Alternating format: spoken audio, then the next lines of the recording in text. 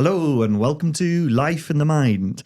I'm Murray Spear, and today Joy-Amy is not well, so she's having a week off. Whilst we get on with our guest today, who is Jake Bustle. Hello. Hello. Lovely to be here. Lovely to have you. I think it'd be quite good to presage to start with the fact I've known you for a long time. It's a long time, isn't it? I was trying to figure out how it's maybe like 15 years. Wow. Okay. Yeah. Yeah. That is okay. Something, I didn't realize it something probably around is that. about that. Yeah. Yeah. So if at any point we're talking in a way that sounds like we've known each other for about 15 years, that's why. Yeah. I'm not just that relaxed with, it's just that casual. Yeah. All the guests just so relaxed. Yeah, It's like, whoa, absolutely. I feel like I've known you for ages. I'm just that kid. Nope. Self-congratulation. But yes, lovely to have you on. Thank you. Let's start with the really simple one we always go with first. What is your relationship with neurodivergence? So, I guess in terms of, the kind of labeling type things, I guess is probably a good place to start. I got my autism diagnosis when I was 23. 3 years ago now. I had to figure out how old I was. I do that a lot. Yeah. Yeah. Every year it changes. It's really annoying. So late diagnosed, relatively speaking. But I've been dealing with kind of like mental health stuff for a lot of my adolescent and adult life, which, never, the diagnosis that you get never quite seems like the exact right one. Yeah. And, so various different labels and things given to me by doctors and psychologists and people, until I found the one and maybe others that fits. Yeah. Just, the right ballpark now. Yeah. Which are? So autism, definitely diagnosed, got the certificate. ADHD, likely self-diagnosed at the moment, just because of the diagnostic services are rammed at the moment. Yeah, everywhere. actually, can you explain a bit about that? We were talking about it briefly before we started recording, and it was a really interesting, nuanced situation. Yeah, so I live in Wales. I work at Cardiff University, and I had a ADHD screening from the mentoring service that I have through my disabled students allowance, and had this screening, and the assessor was like, yeah, pretty much spot on. You've got the combined autism ADHD presentation. Yeah. But in my local area, NHS Wales isn't currently accepting any new adult referrals for adult ADHD diagnostic services. And because it's NHS Wales, we don't have the right to choose thing that NHS England has, where you can choose which service provider you go with, which means that a lot of these kind of smaller independent ADHD diagnostic services that England has, I can't access. Yeah. So you could use them, but then couldn't connect them to the NHS services to actually get like any of the NHS support or medication support from them. So I can't be referred to them. If I were to kind of seek them out, then it'd have to be through private healthcare and paying for all of that kind of stuff, which don't have. Funnily enough, a PhD stipend does not cover that kind of expense. No, it is expensive. Yes. So that's kind of, it's an awareness, and I get support, through my mentor and through my PhD supervisors, based on the assumption that I do have ADHD. Oh, that's good. But, in terms of like monetarily or healthcare provision from the NHS, I don't have anything because I don't officially have a diagnosis. Yes. Yeah. So you can't. Yeah, you can access like medication. No, for example, and any support services that might exist. Strong I think, might. yeah, I think if I did have the additional diagnosis, then I might be able to access more support through like disabled students allowance and things like Yeah, that. good point. But actually, what I've got at the moment works for me. Yeah. And it helps that I've got, you know, kind of really supportive supervisors who know their stuff. One of whom I think you're having a session with next week. We are having, yes, your supervisor. Yeah. And Yes. colleague. Dr. Catherine Jones. Yeah, on which we're looking forward to. So having some really interesting discussions. Yes. Back to back. It's really, really good that you've been able to have that kind of bespoke experience given to you, even without that formalized diagnosis elsewhere. Because, I mean, that's something that is a really good thing to be happening, because across the board, these services are rammed because of the sudden upsurge. It's just been a massive uptick. And for places like Cardiff Uni to be taking that upon themselves to actually, we can recognise that, we can all but diagnose it and then do something about it and support as if, rather than being curtailed. That's really nice to hear. Yeah, it's a really nice thing. And so I get through my DSA, I get some coaching effectively for ADHD or for common ADHD difficulties and struggles that we have, and you know, just some helpful advice on how to navigate that, how to navigate those challenges. And yeah, I mean, it is fantastic, and it's not something that I was expecting when I went into having this mentoring. But it's an extra helpful add-on. Yeah, and that's often the best way, isn't it? Yes. When you're not quite expecting it, you don't know, and it comes out of nowhere. That's a lovely positive. Yeah. When you discovered your neurodivergence, how did that change your relationship with yourself? It did. It's an ongoing change. I think like a lot of us who are diagnosed later on in life, we have often built up an attitude towards ourselves where we should be doing better. And I think that is something that I'm kind of still working through, particularly with, you know, kind of the schooling that I had, which was very kind of high pressured, very academically driven. I think being able to be kind to myself and to just actually take a step back and think, actually, you know what, you know, I am disabled. I do identify as being disabled. And I can't have such unrealistic expectations of myself. Now, I know this logically, but the moving that into kind of practicing kindness to yourself is it's an ongoing journey. We're getting there. I would say that's definitely the biggest way that my relationship to myself has changed after the diagnosis. I mean,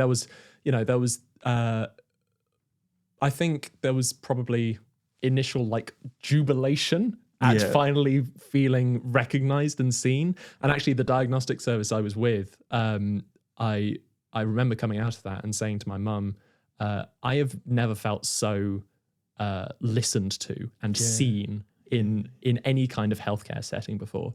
So that was just brilliant. And then, you know, after that kind of died down, there was almost kind of like a bit of a grieving period for the life that I thought I would have.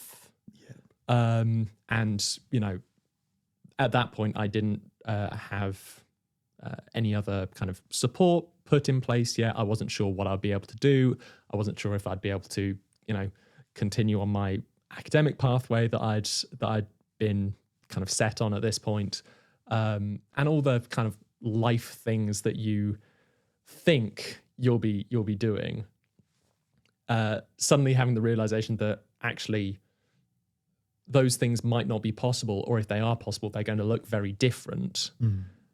That, that was I do think grief is the right word for that. It's a process of working through loss to find acceptance out the other end. And I did find that acceptance, but it was a confusing time. Let's put it that way. Yeah. Yeah, I think I remember meeting up not long after you'd had that assessment. Yeah. And then I'd had my assessment and then realization of the other. You were a few years ahead of me. I was a few years ahead of pathway, you. yeah. But it was so relatable. I remember like we met up and had lunch in our hometown, and we were chatting, and like all your relationship to that and that kind of that grieving, but also that jubilation, that feeling of being listened to and being like, oh my God, I feel like, oh my God, this is right. This is so right. Yeah. This is, all of those years of being told, this is me, or this is me, or I'm not doing this because actually I am this. And it's like, oh, but I'm not, but that doesn't quite fit. And then suddenly having this moment of, oh, it was so relatable. Yeah. And I think, like you say, grief, it's one of the biggest parts of it. It's such a tumultuous mix of emotions. And for me, one of the grief things was all that was lost. Yeah. All that could have been if it had been recognised earlier and stuff like that. Yeah. And I think it's something that I keep hearing from people as I talk to them. I know that you've heard from other people that we know as well. But at the same time, I do, I kind of think that if I had been diagnosed earlier, then I think there would have been some things that I wouldn't have pushed myself to do.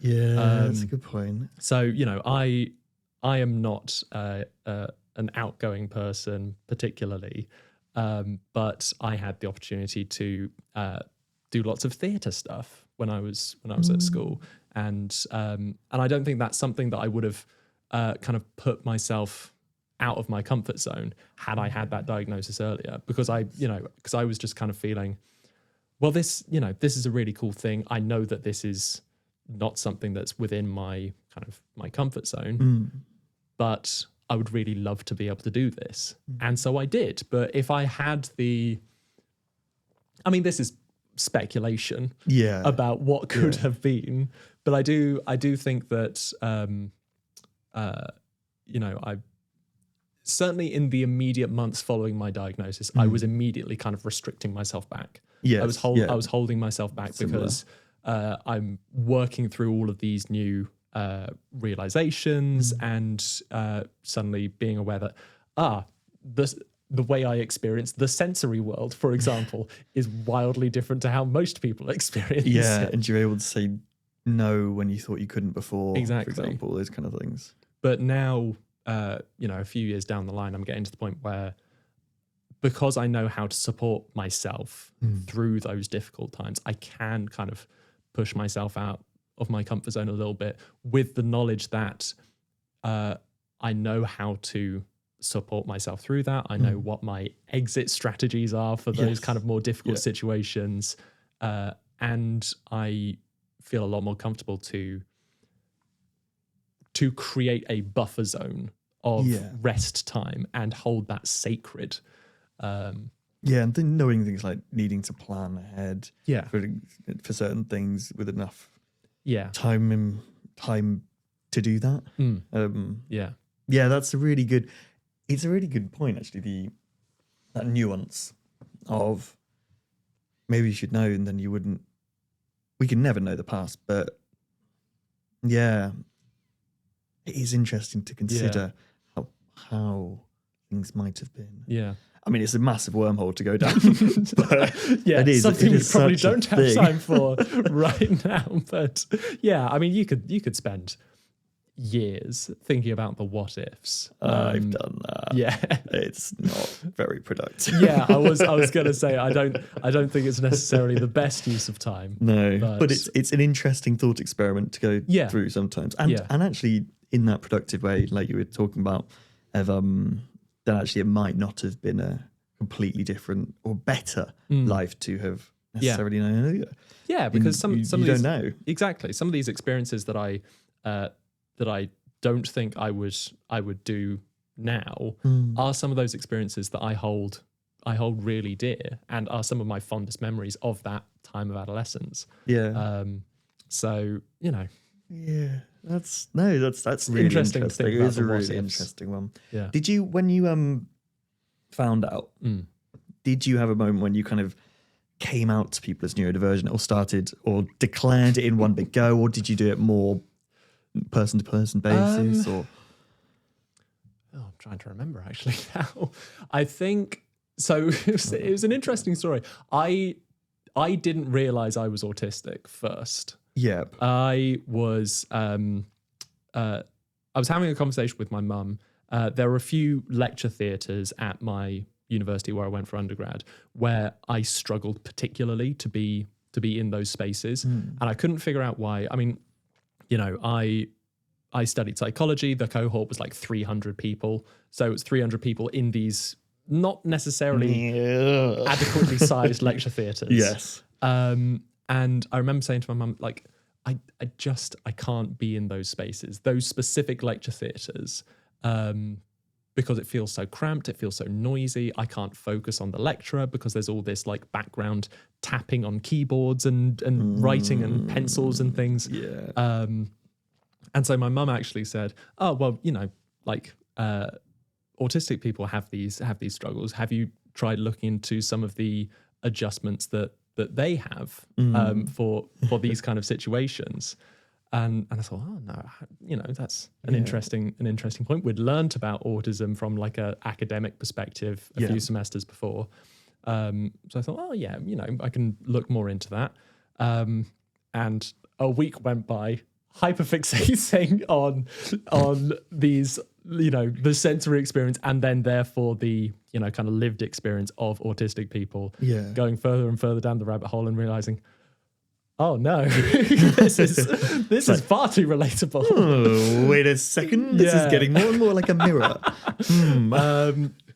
And so probably about a week later, I went back to my mum and said, "Hey, what would your reaction be if I said I think I might be autistic?" And initially she was quite not against the idea, but she didn't think it was the right thing, because she was a social worker in the 90s, and she worked with autistic kids who were what we would now call, very high support needs. Yeah. So predominantly nonverbal, a lot of behavioral problems.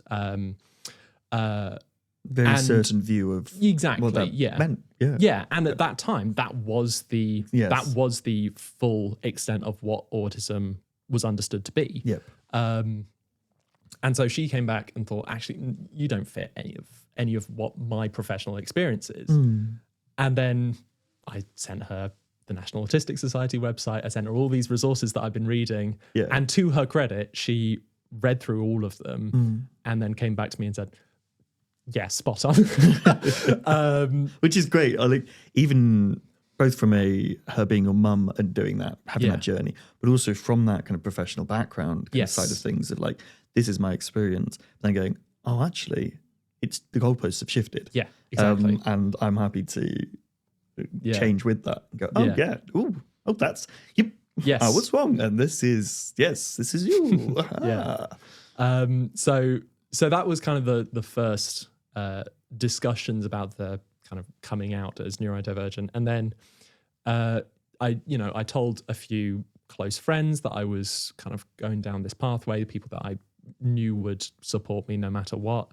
But then when it came to actually receiving the diagnosis, I was very open and public about it, for the reason that I'd read a piece of research where it was looking at neurotypicals' attitudes towards autistic people, and how that if the neurotypical person doesn't know that their conversation partner is autistic, then their first impressions are going to be much more negative.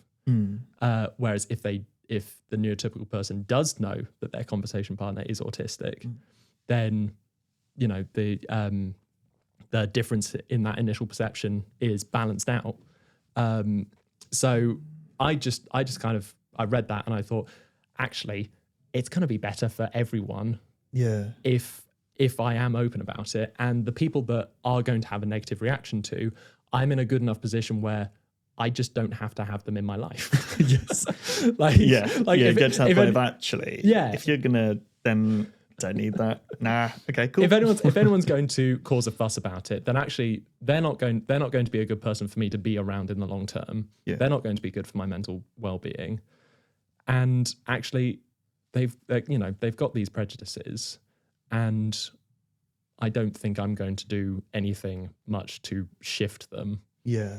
in that immediate first circumstance. I mean, Yeah. obviously, you can. They can shift, but it's good to recognize within oneself, because it's such a, for me, it's been such an important journey as well. Yeah. That exact thing of going, actually, maybe I could just narrow my field of interactions down, especially if once I recognized I had a smaller social Yes. energy than maybe Yeah. I thought I should have, Yeah. but never did have.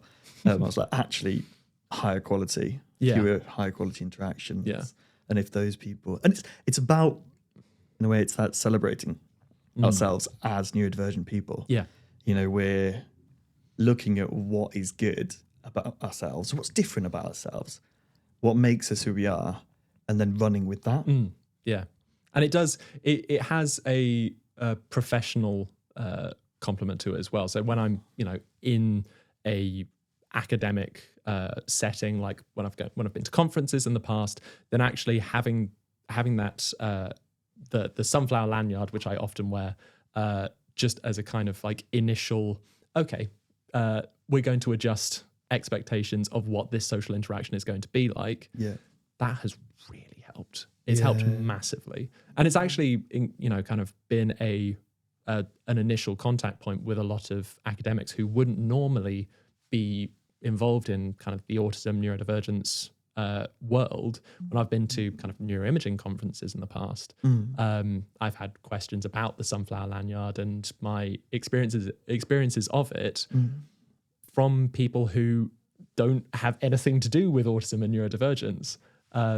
That's brilliant in itself, in terms of just how that you're opening up the conversation and stuff, and that is such a, it's such a brilliant thing to always do. Anyone else we can get involved in the conversation, moving through things. And I'm very it's always grateful great. that I'm aware I'm in a privileged position of being able to do that in a safe way, because I know that's not the experience for everyone. But you can only speak for your experience, and that's what you're doing. You're sharing your personal experiences, while we get different guests on different times. Yeah. I think we're going to have to pull this one together now. I Oh, think ready? we could talk for double this time easily. But we will be back with you talking a bit more about the neuroimaging side of things and your research, PhD and stuff, which is really interesting. So please do join us for our next episode to hear more about that. And yeah, thank you. Thank you very much. Jake. Okay, folks, that's it for this episode. Find us on Instagram at life.inthemind. Our other socials are linked in the bio. Don't forget to like, subscribe, and comment. Bye.